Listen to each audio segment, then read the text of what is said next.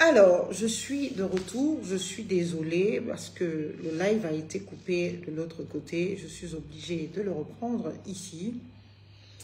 Et voilà, donc j'espère que vous allez vous connecter.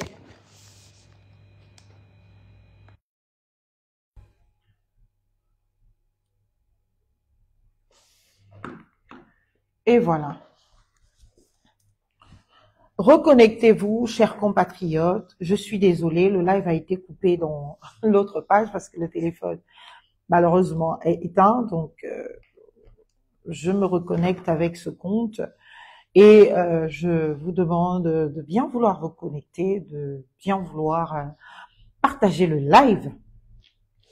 Alors, chers compatriotes, donc je disais ceci, l'administration publique.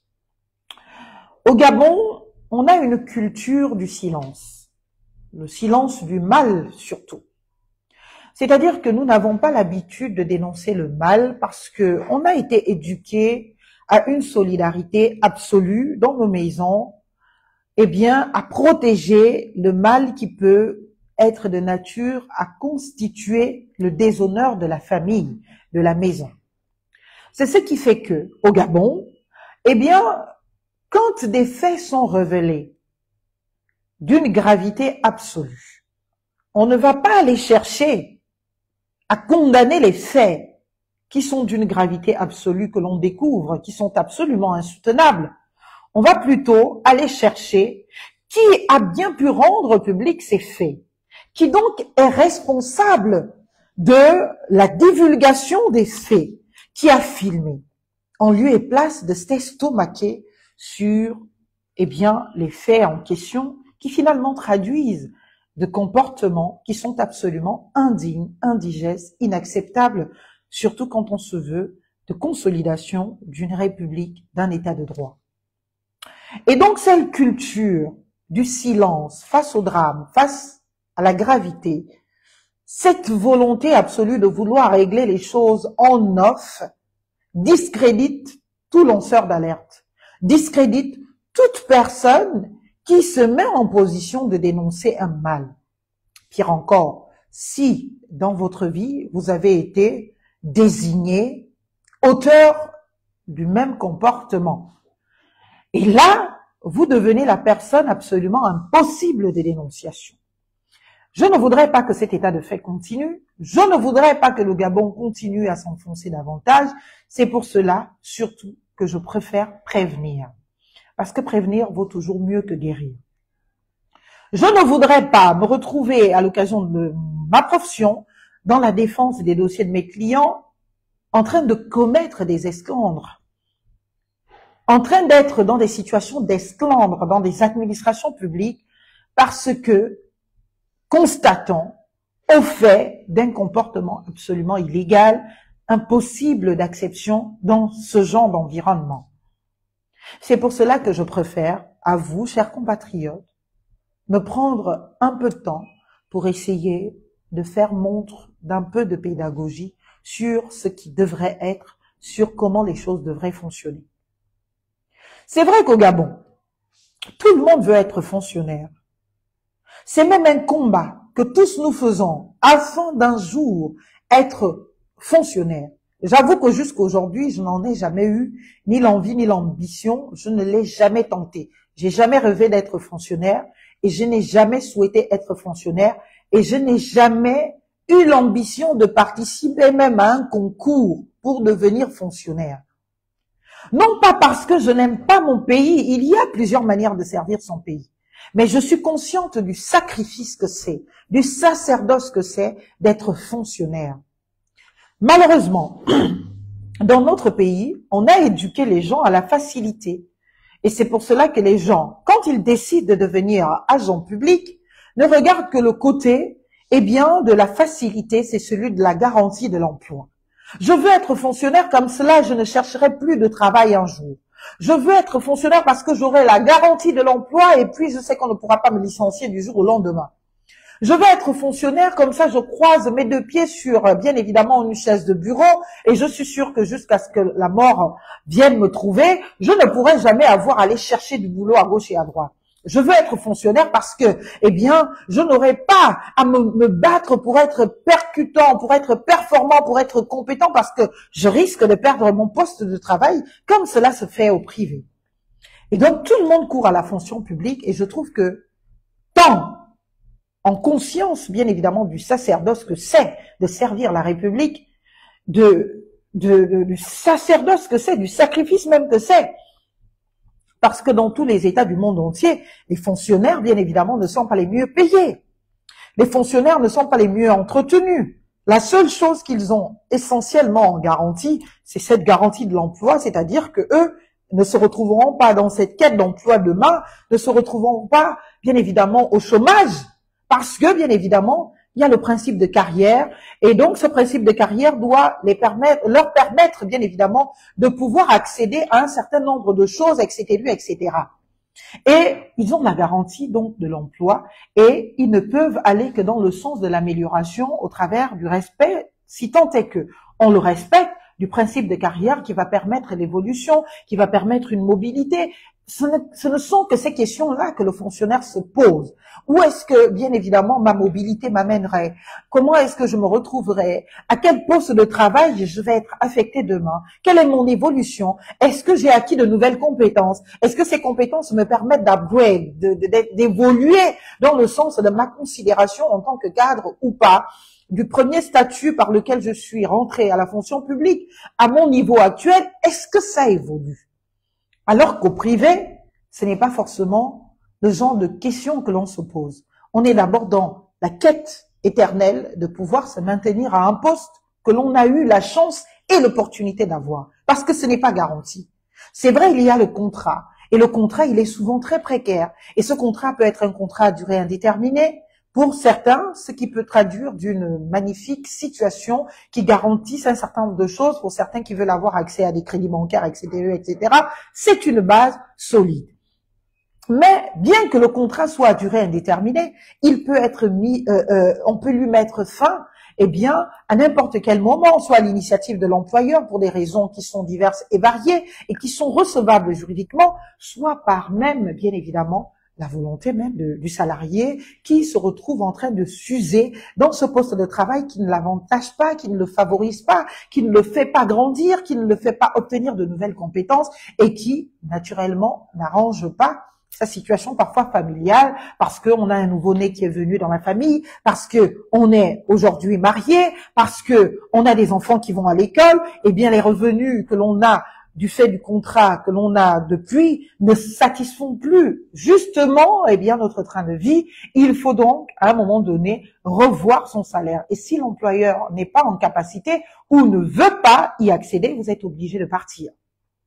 Donc, vous voyez que rien n'est sûr. Alors que dans la fonction publique, ça ne dépend pas de vos compétences. Ça dépend tout simplement de l'organisation de l'État, des lois qui sont prises, des politiques publiques mises en place pour que le salaire évolue, pour que le salaire soit amélioré. Donc, pour résumer, le sujet n'est pas forcément, bien évidemment, le salariat du fonctionnariat, si on va dire ça comme cela. Le sujet, c'est l'agent public et nos comportements. À l'occasion de mon travail, il m'arrive de me retrouver dans des administrations publiques et de faire face à certains comportements qui sont absolument constitutifs d'infractions. C'est-à-dire qu'ils peuvent amener les auteurs, bien évidemment, à être poursuivis en justice et éventuellement, eh bien, encourir des peines pénales.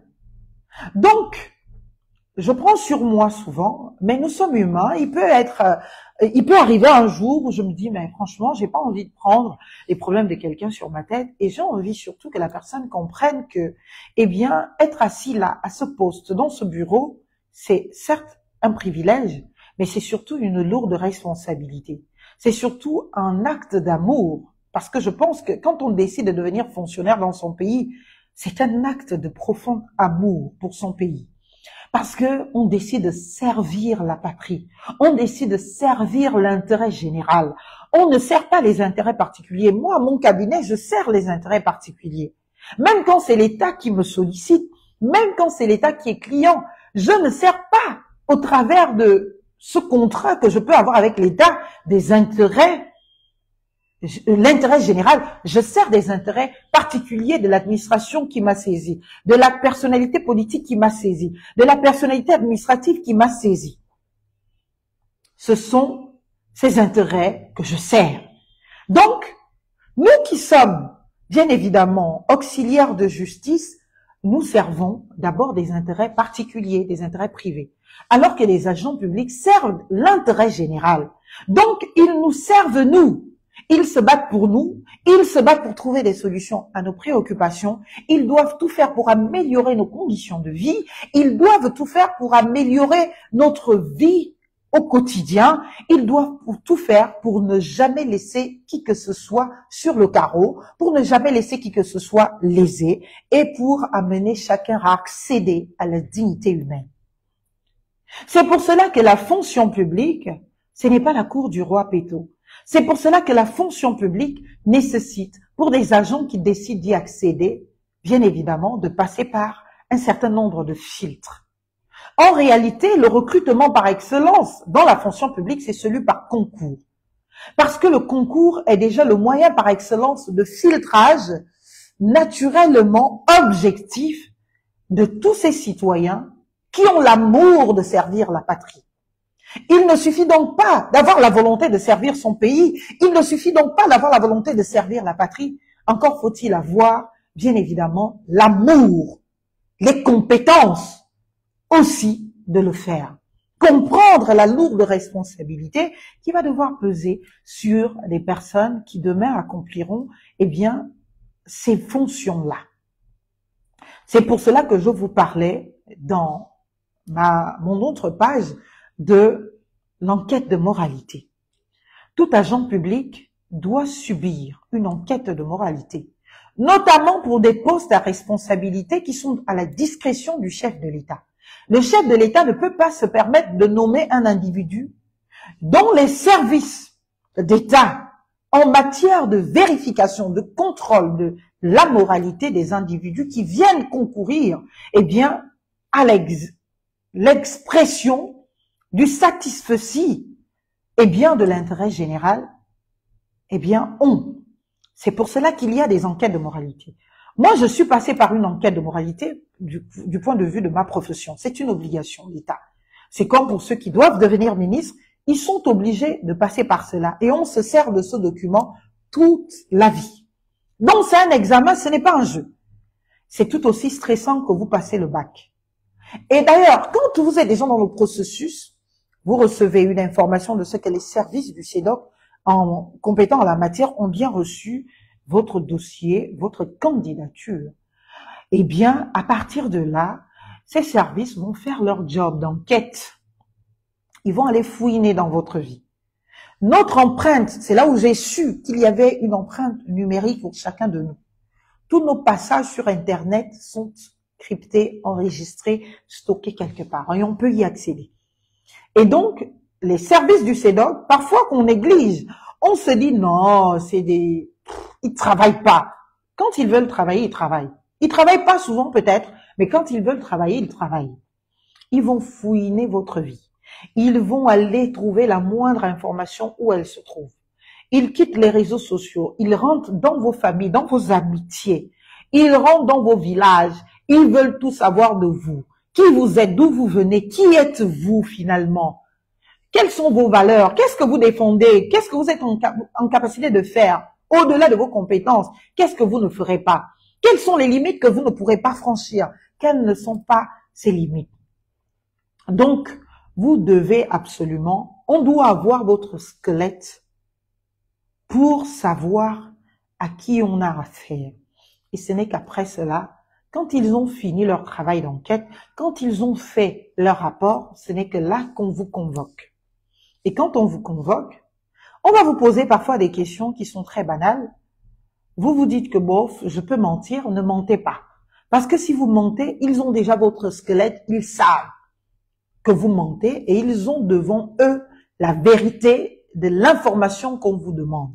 Donc, vous ne pouvez pas mentir. D'abord, le moment est hyper stressant. Si on vous donne rendez-vous à 8 heures, il faut que vous soyez là-bas à 7 heures. C'est impossible d'être en retard à une enquête de moralité. Parce que vous ne serez même pas reçu. Et je vous assure que pour avoir un autre, c'est même disqualifiant. Pour avoir un autre rendez-vous, je ne pense pas que ce soit possible. Le simple fait que vous ne respectiez pas l'heure. Et quand vous arrivez, c'est toute une journée que ça va vous prendre. C'est pas une histoire de 2 heures, c'est pas une histoire d'1 heure. Ça vous prend toute la journée. C'est-à-dire que les agents vont vous balader et vont vous amener dans votre vie professionnelle. Si vous étiez déjà dans une vie professionnelle, dans votre parcours, ils vont vous amener dans votre vie privée, dans le moindre détail de cette vie privée. Ils ne s'amuseront pas à vous poser certaines questions indiscrètes, mais les informations utiles à maîtriser, qui est en face d'eux, ils les ont. Et quand ils vous posent les questions dessus, ils essayent de juger de votre honnêteté. C'est-à-dire, si vous ne le savez pas et que vous venez mentir, ou vous essayez d'édulcorer la vérité, malheureusement pour vous, vous échouez brillamment et bien à l'examen. J'ai subi cela toute une journée, jusqu'à peu près 19 heures. J'étais là, à répondre aux questions, sous ce stress abyssal. Et quand on sort de là, on stresse davantage, parce qu'on n'a pas les résultats. Il faut attendre plus tard que le rapport soit rendu aux différentes autorités compétentes de décider. Et quand ces autorités siègent, elles décident, ça passe par tous les services d'État, on dit ok, elle est digne, bien évidemment, d'être reçue en tant que, parce que, eh bien, elle est conforme à ce que l'on attend. Donc, c'est une rigueur que l'on attend dans chaque nomination qui est faite. Je sais que beaucoup ont été nommés dans la période de la transition et même après, sans aucune enquête de moralité. Et ce n'est pas possible pour un État qui se respecte, d'autant plus que la réglementation en vigueur au Gabon oblige que toute personne appelée à des postes à responsabilité passe par une enquête de moralité. C'est une exigence de rigueur. On ne peut pas passer outre. Mais malheureusement, notre pays a la culture administrative de beaucoup de confusion. Et dans ces confusions, on mêle beaucoup de distractions, on mêle beaucoup de mélange de genres. Et parfois, on passe certaines choses à certaines personnes parce que, bien évidemment, elles correspondraient à certains intérêts. Il faut de l'impartialité et de la neutralité dans tout cela. Are you going? Okay, tomorrow. Yes? Do you want to accompany me? Why? Okay. Je suis en live. Je finis vite. Ou, 30 quand même. Normalement, c'est pas 19h que tu devrais partir. Je finis. Je finis. Donc, excusez-moi, je disais que je vous brosse tout cela pourquoi? Parce que aujourd'hui, on constate tous beaucoup de légèreté dans la gestion de la chose publique. Mais au-delà même de la gestion, c'est même beaucoup trop. Parler de gestion, c'est beaucoup trop. Mais dans l'attitude de l'agent public gabonais aujourd'hui. J'ai dit hier qu'on ne peut pas être agent public et être activiste. C'est interdit. On ne peut pas être agent public et activiste.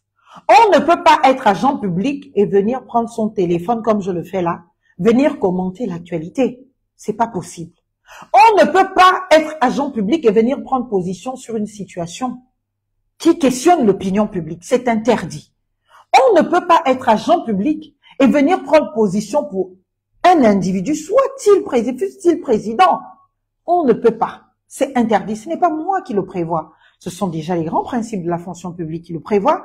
Quels grands principes sont bien évidemment détaillés, consacrés, bien évidemment dans les différents statuts, tant le statut général de la fonction publique, mais aussi les différents statuts particuliers à chaque corps, à chaque département. Donc, chers compatriotes, comprenez que le scandale, l'esclandre, nous tous, nous ne voulons pas vivre cela. Et nous avons le drame de ne pas condamner le mal, mais celui qui dénonce le mal dans notre pays, c'est un drame. Et il faut pouvoir le dire.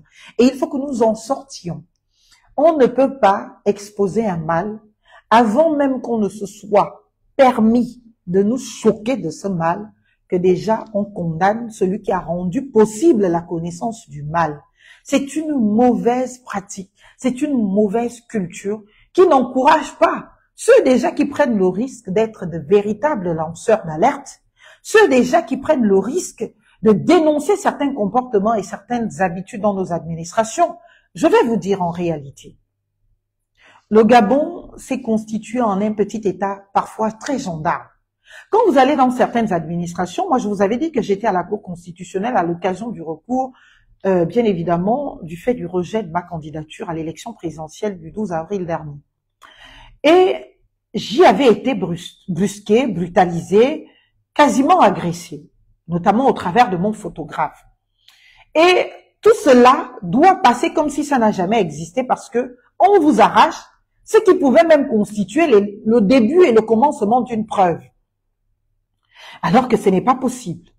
C'est pour cela que dans toutes les administrations, on va vous dire ceci est interdit, cela est interdit. Mais quand vous êtes en train d'être victime d'actes illégaux, quand vous êtes en train d'être victime de comportements absolument barbares et absurdes et impossibles de recevabilité, vous n'avez que votre parole contre la parole de l'administration et de tous ses agents.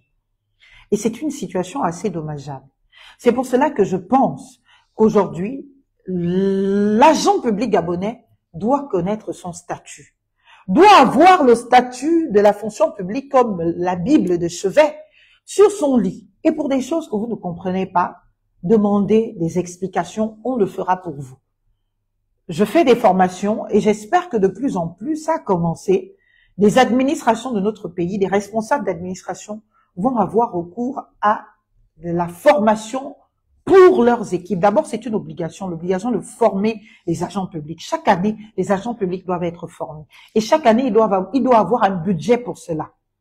Le droit à la formation.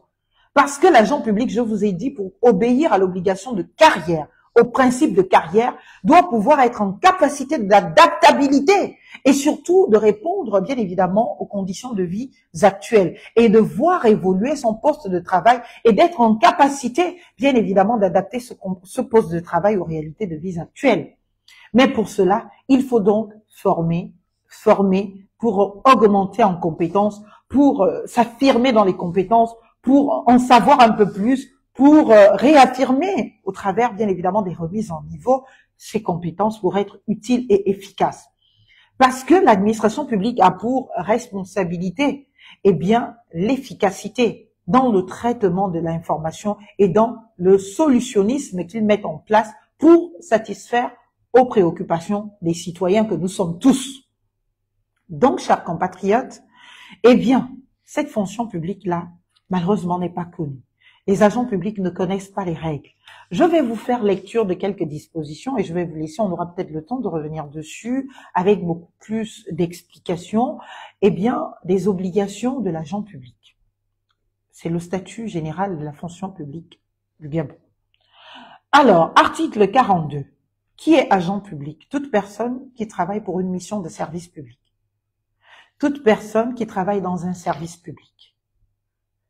Tout contractuel de l'État est un agent public. Donc, que vous soyez fonctionnaire titularisé, que vous ne le soyez pas, vous êtes agent public et ses obligations, eh bien, vous incombent. Vous en êtes soumis. Et la soumission ou le respect, l'observation, je vais dire, eh bien, de ces dispositions s'applique avec plus de rigueur, plus de vigueur, et bien sûr les personnes qui ont des responsabilités.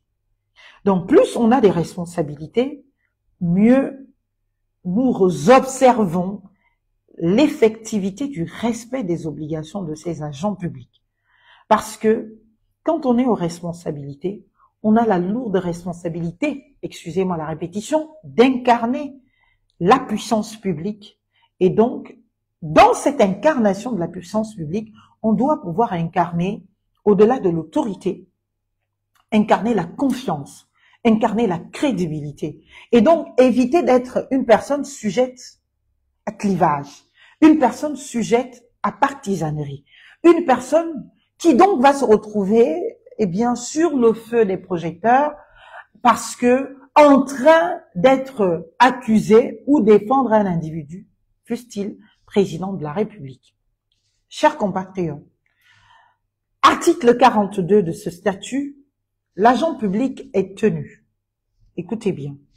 L'agent public est tenu d'occuper l'emploi auquel il est nommé et le poste d'affectation correspondant, sous peine de sanctions disciplinaires pour abandon de poste. Beaucoup abandonnent leur poste tous les jours, et nous le voyons au quotidien. Nous avons, deuxièmement, on va pas trop commenter, on va juste lire. On aura le temps de revenir s'il le faut pour des commentaires. De respecter les horaires de travail sous réserve de nécessité de réserve de service l'obligeant à travailler au-delà des heures réglementaires ou des horaires réglementaires. De remplir personnellement les charges de son emploi sans préjudice des délégations consenties conformément à la réglementation en vigueur. De veiller à l'exécution des tâches de ses subordonnés et de s'assurer de la désignation de leurs remplaçants en cas d'absence. De s'informer sur les réglementations, les techniques, les évolutions et les recherches relatives à sa fonction. L'obligation à l'information et à l'information. De se soumettre aux règles d'éthique, de déontologie. Et dans les règles déontologiques, vous allez aller les trouver dans chaque catégorie, d'agents. Les fonctionnaires ont leur statut particulier. C'est vrai, mais selon les fonctionnaires, selon les catégories, ou selon les catégories, bien évidemment, d'agents publics, vous allez trouver un statut encore plus particulier qui va venir dicter les règles, comme par exemple le statut particulier de la magistrature, le statut particulier des militaires. Vous allez trouver les spécificités et les spécifications, bien évidemment, de tout ce qui est dit généralement dans ce code général ou dans ce statut général. Alors, donc, les obligations déontologiques de l'administration et de sa profession, notamment les principes d'honnêteté et d'intégrité. Il faut absolument être intègre, bien évidemment, quand on est agent public. Il faut absolument être honnête quand on est agent public. Mais pas que. Que nous dispose l'article 43? L'article 43 nous dit ceci, ou nous dispose ceci.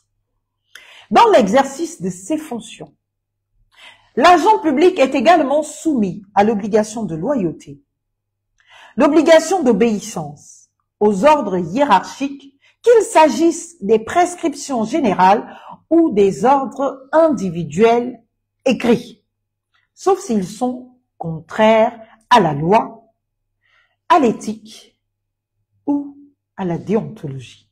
Vous voyez, on revient à ces trois principes, ou du moins à ces trois, on va dire quoi, préceptes, notions.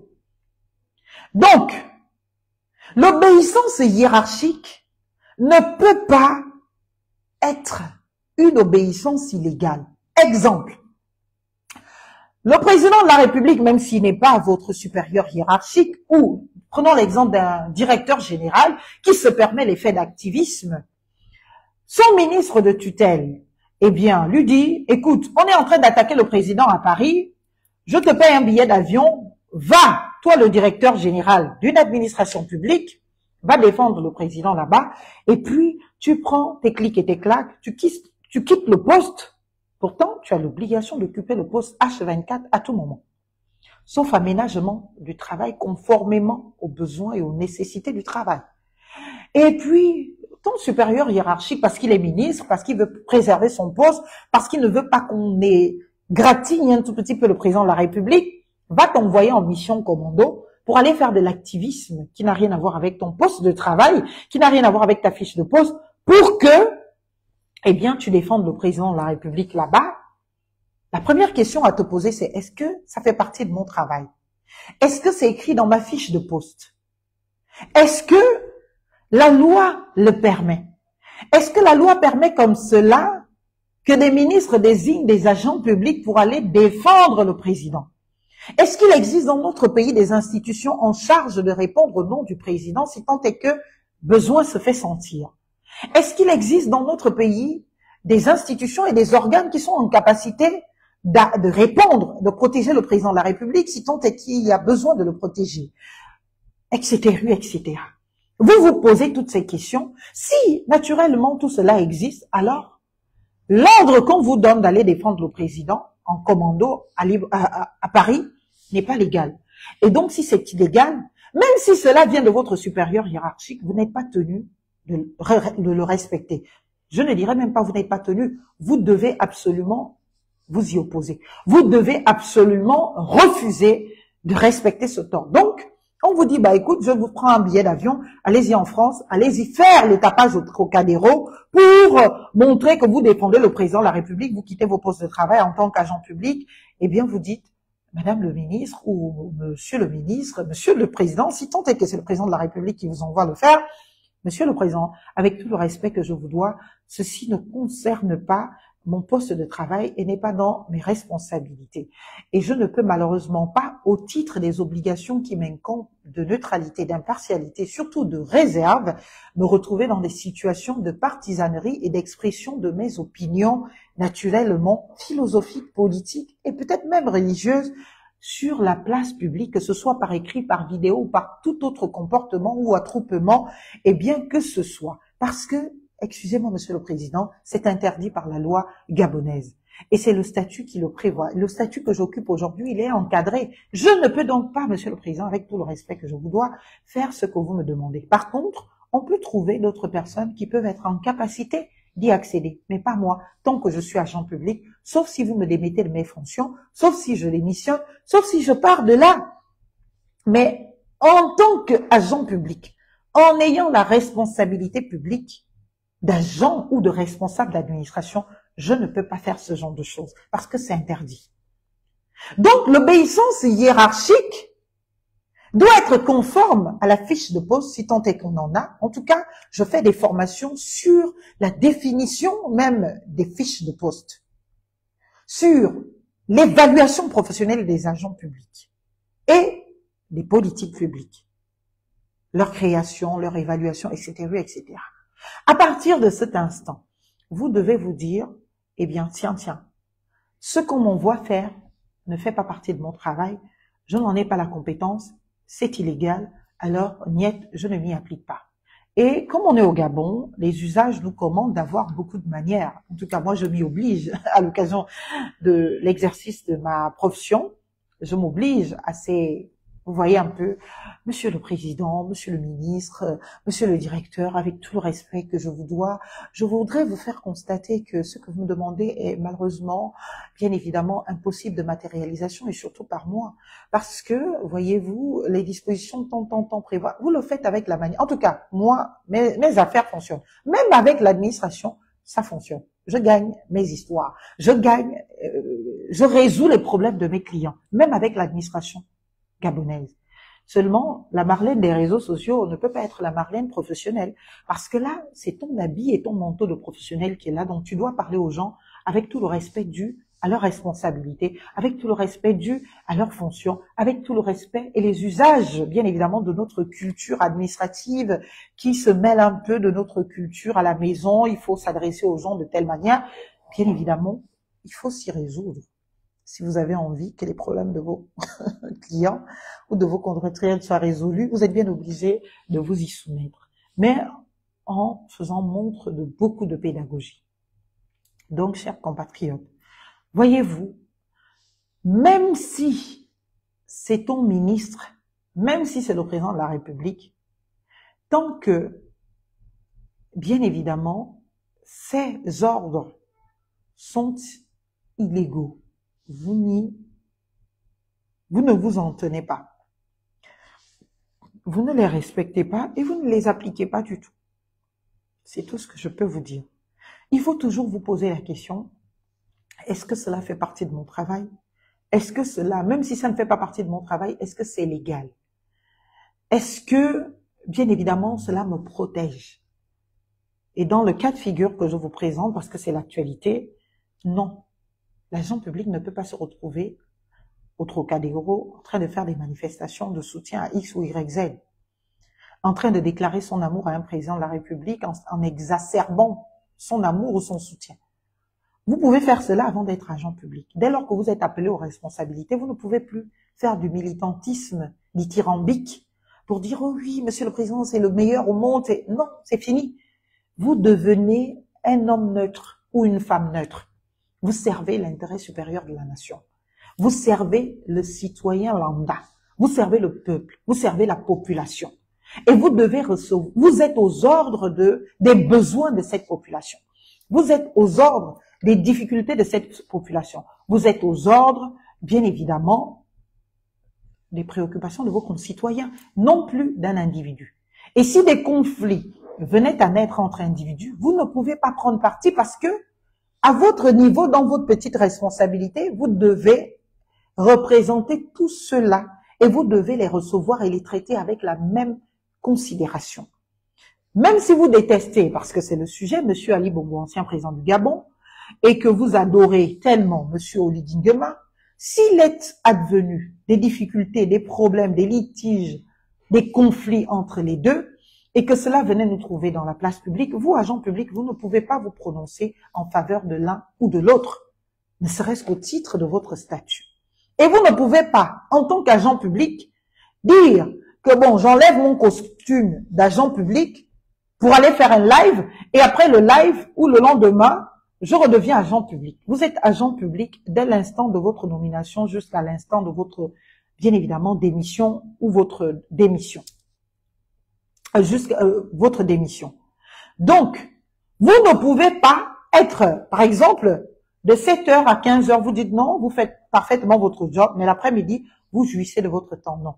Et il y a un autre principe de la fonction publique qui donc consacre de plus en plus l'explication, je le fais à l'occasion des cours, je vous les explique, du désintéressement. Mais pas que. Mais, en fait, c'est une déclinaison du désintéressement qui vous dit que quand vous êtes agent public, le temps qu'on vous laisse en surplus là, ce n'est pas pour aller travailler ailleurs. Ce n'est pas pour aller le maximiser en faisant autre chose. C'est pour vous reposer. C'est pour que vous dormiez. C'est pour que vous profitiez de votre famille afin d'être efficace, afin de travailler le lendemain de vos plus belles forces, de vos plus belles énergies.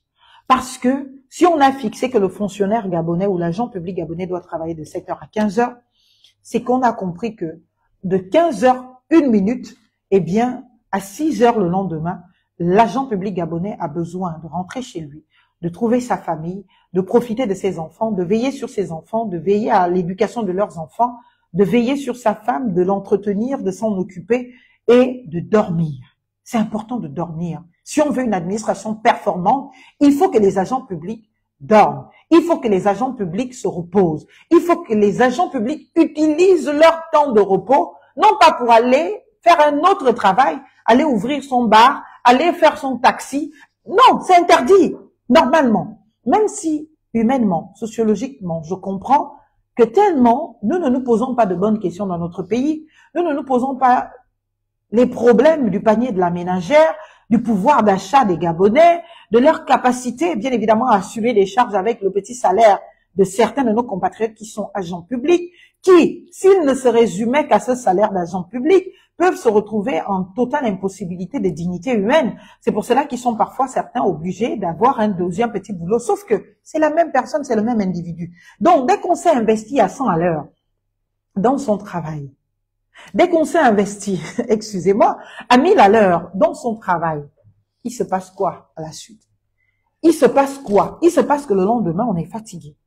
On ne peut pas avoir la même énergie au service de l'intérêt général. Donc, ça veut dire que le peu d'énergie qui nous restait, oui. Ok, cher Claire, le conseil juridique. J'ai presque fini et puis on a fini dans 5 minutes. Oui.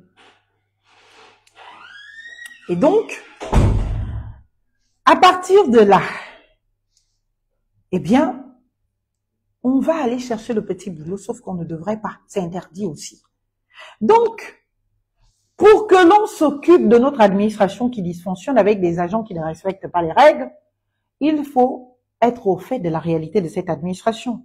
Il faut que les agents connaissent parfaitement leur statut.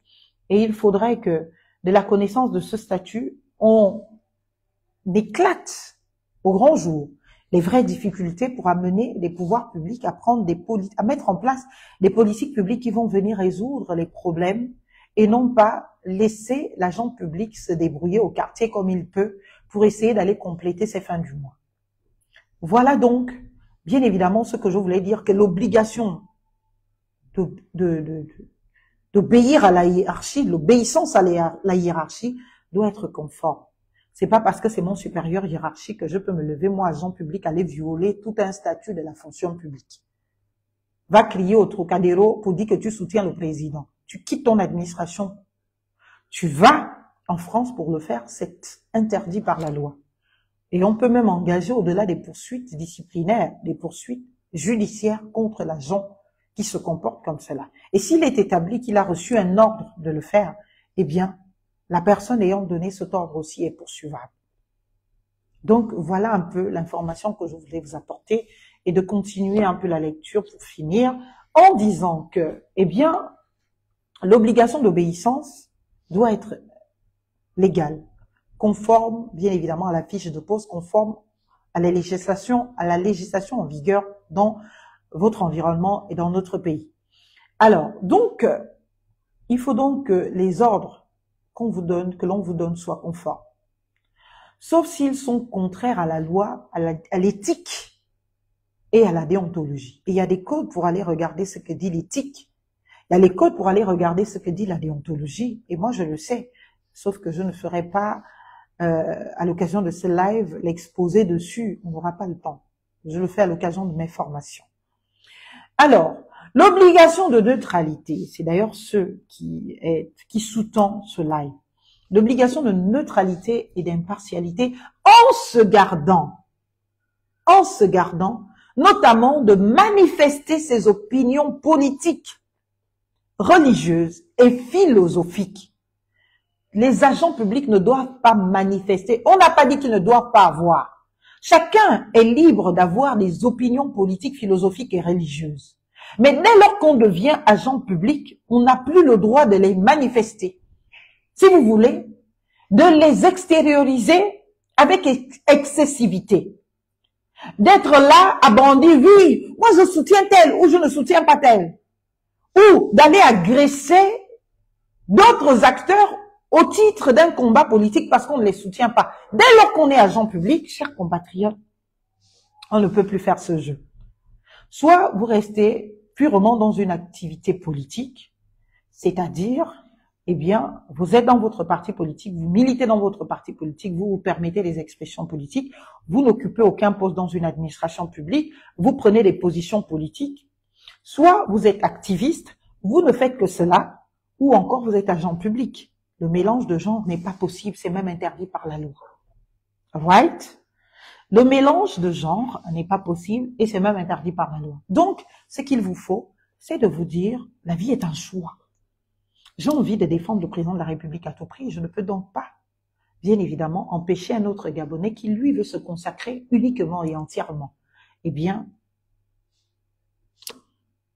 à l'intérêt général, d'accéder à un poste à responsabilité parce que moi, je décide de garder ce poste en propriété et, par la même occasion, je me comporte comme une personne qui n'était pas sous statut. Les responsabilités, ce n'est pas juste pour se prévaloir des titres. C'est aussi, surtout, respecter les prescriptions légales de ces titres-là. Donc, oui, la neutralité oblige. L'impartialité. Alors, si on me connaît déjà, bien évidemment, de manifestations, de soutien, de manifestations de mes convictions politiques, de mes idées, de condamnation, bien évidemment que la confiance dans l'administration publique se brise. La crédibilité tout aussi, elle n'existe plus. Et là, on se dit, mais mon Dieu, comment est-ce que je fais pour aller saisir une administration dont le responsable est celui qui me déteste, celui qui me combat, celui qui m'insulte en longueur de journée, celui qui me dénigre en longueur de journée au motif ou au titre d'un combat idéologique ou politique. C'est pour cela que l'administration ne peut pas être politisée. Et j'ai entendu le président actuel de la République dire plusieurs fois pendant, bien évidemment, la campagne, qu'il luttait contre la politisation de l'administration. Mais là, nous sommes dans la politisation de l'administration. Parce que, naturellement, on ne respecte pas l'obligation de neutralité. on a des personnes estampillées des colorations politiques affirmées et qui, malheureusement, occupent des postes à responsabilité et qui, pendant que ces personnes sont en train d'occuper ces postes à responsabilité, se constituent, continuent de se déployer dans la manifestation de leurs opinions politiques, alors que c'est bien interdit par la législation en vigueur au Gabon, parce que cela renferme d'un intérêt au-dessus de nos individualités et de nos particularités. Cet intérêt, c'est lequel? C'est celui de faire accéder tous les citoyens, sans distinction aucune, sans discrimination, au service public.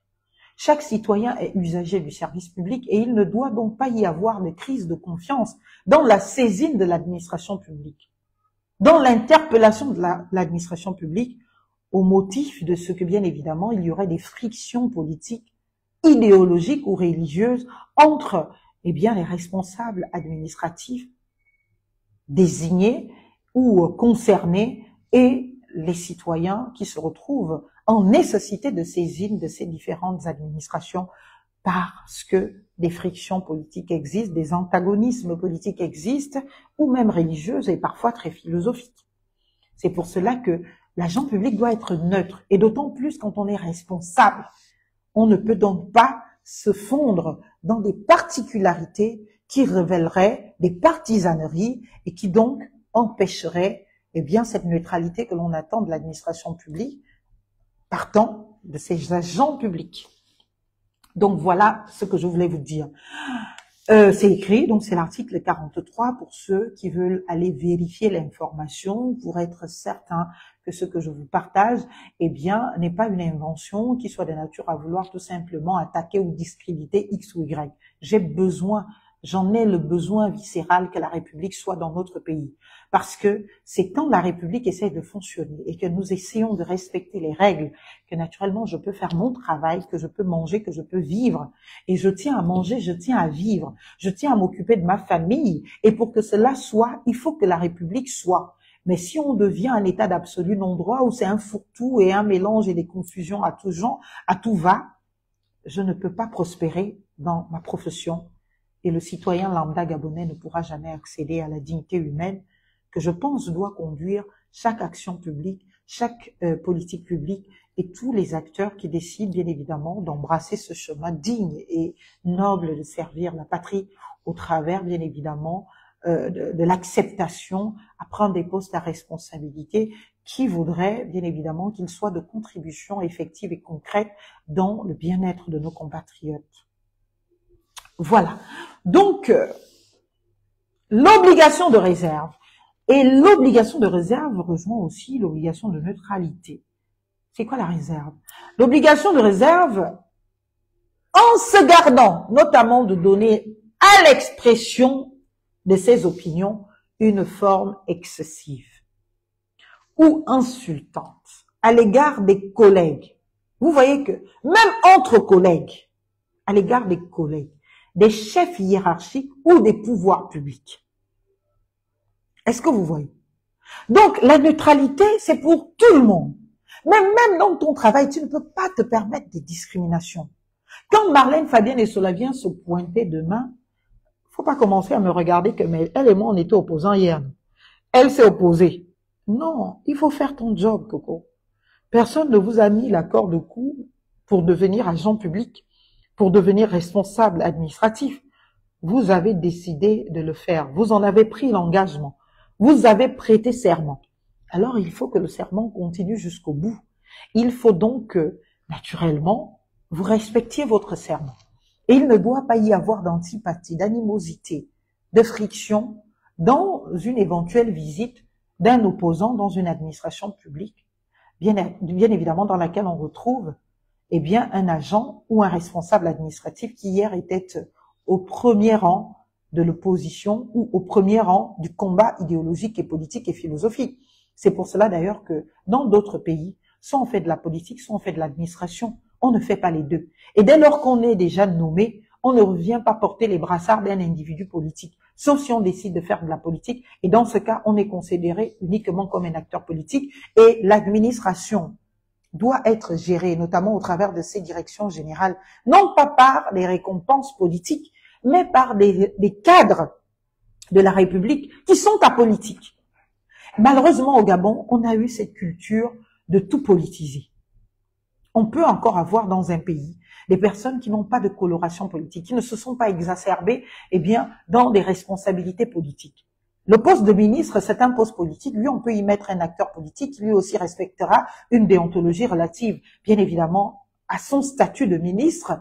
Mais les postes de direction, directeur général, d'administration centrale, etc., ce sont des postes normalement qui sont dévolus aux gens qui n'ont pas de coloration politique, aux gens qui n'ont pas de coloration philosophique affirmée, qui soit de nature clivante, frictionnante, je sais pas comment vous dire, fracturante. Dans un État qui se veut de respect, il faut qu'il y ait des technocrates, des gens rompus qui ont besoin de servir la patrie et qui le font de manière très désintéressée et qui n'ont pas besoin de plaire à un individu ou à un autre et qui ne vont donc pas se retrouver dans des discours dithyrambiques à l'égard d'un individu, qui qu'il soit, qui ne vont pas se retrouver à prendre position pour un homme ou pour une femme dans une situation qui nécessiterait peut-être dans l'opinion qu'il y ait des clivages. Voilà ce que devrait être l'administration publique dans notre pays. Et malheureusement, on a institutionnalisé, on a culturalisé, excusez-moi le terme, ou pardonnez-moi l'expression, le fait que l'administration publique soit envahie des récompenses politiques après une échéance électorale. Dès lors qu'on est sorti d'une échéance électorale, eh bien, on doit récompenser tous ceux qui nous ont soutenus. Et on va donc les mettre dans l'administration publique, et l'administration publique se retrouve ainsi polarisée. L'administration publique se retrouve ainsi embourbée, bien évidemment, de personnes qui ne peuvent incarner aucune neutralité et aucune impartialité. Et la réserve même attendue n'est même pas de mise. Et c'est pour cela que je dis, j'en appelle à la conscience de chacun, parce qu'aujourd'hui, je ne vais pas faire d'esclandre nulle part, mais toutes les fois que moi, je serai directement concernée ou victime, bien évidemment, de comportements qui soient de nature, bien évidemment, à porter atteinte à l'esprit et à la lettre du statut même de l'agent public, je saisirai toujours, bien évidemment, les juridictions compétentes, jusqu'à ce que ces juridictions finissent par dire le droit, même si, au vu de notre actualité au Gabon, il y a de fortes chances de penser que tu es encore là. Ok, donc je finis si tu étais là. Non, non, tu es là. Je finis. Donc, c'est ce que je voulais vous dire.